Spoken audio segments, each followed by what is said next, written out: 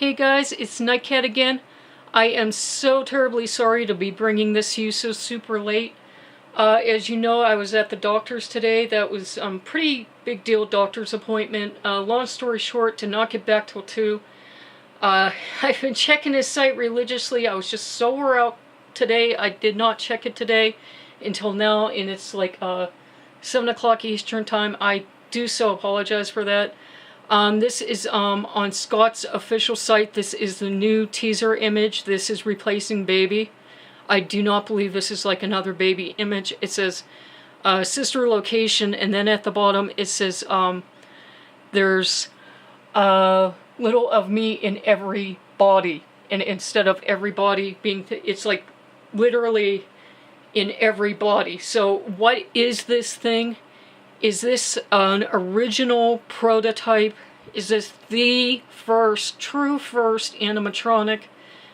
Because you think of it, we all thought like the original animatronics were the first ones, but if we're going back to the creator, the person who originally created these, did he, is he some kind of genius that he perfectly made Freddy and the gang right, or no? Did he have like a lot of scrap prototypes?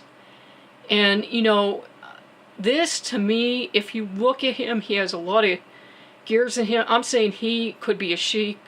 I don't think gender really matters on this one. I really don't. And it's interesting. It could be an animal from the looks. It could be a human from the looks.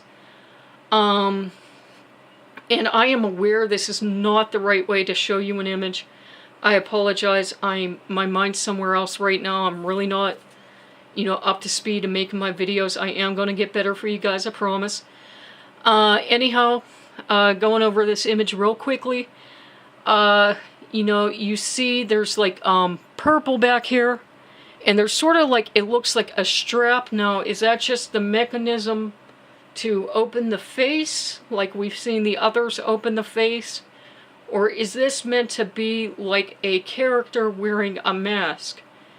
And you can see that there are, amongst the wires and such, the cables, you can see there are the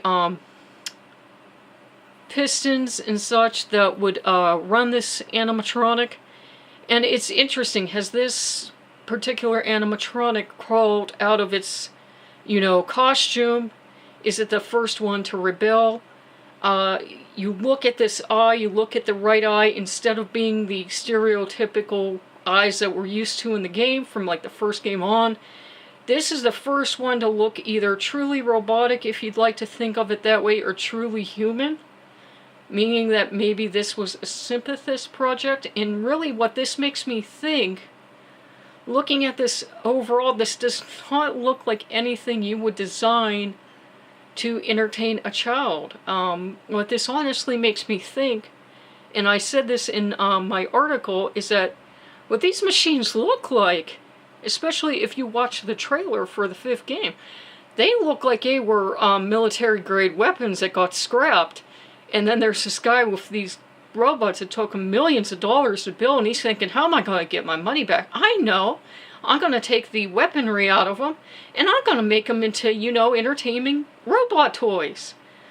Because if you think of it, if you think of the premise of the games back in the 80s, is it really feasible, especially if you grew up back then, is it really feasible that they had robots that could come off stage, could recognize people with facial recognition, could walk, could navigate, could understand, have the AI to understand an order, could have the AI to go to the kitchen and wait for the order and to bring it back to the proper table? No. And why would you have a robot do that when you could have human servers in costume for a lot cheaper? You wouldn't. There was always something off about these robots, the way that they could track people, the way they had facial recognition, the way they seemed way too advanced and way too weaponized to be, appropriate for children.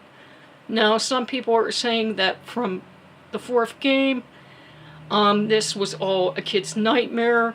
It doesn't mean anything, but what if the 5th game is actually tying the whole series together, and it's just, something's gone horribly wrong? My only other theory on this is that as unusual as this animatronic looks, maybe the animatronics have been the good guys all along. They are the innocent victims here. And for 4 games, they've actually been trying to warn us, because this gone flipping to the nicer side. If you look at the first game, if you've ever played the first game, what do? When they, they go around, they look at the cameras, they look at you like a little kid will look at you. When they finally come into your office, what do? They act like a kid, actually. They jump up and they wave their hands and they wag their head back and forth and they go, ah!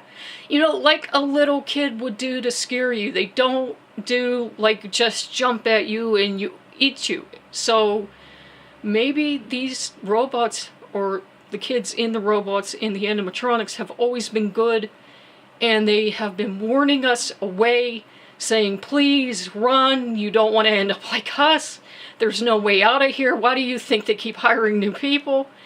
And, it's just, that's why I love this series. There's so many layers. I mean, I can't even figure this guy out. I'm gonna say gender totally doesn't matter on this one.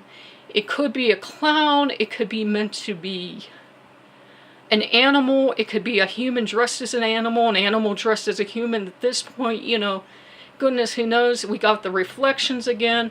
You could say the reflections are anybody, like a Toy Freddy or whatever.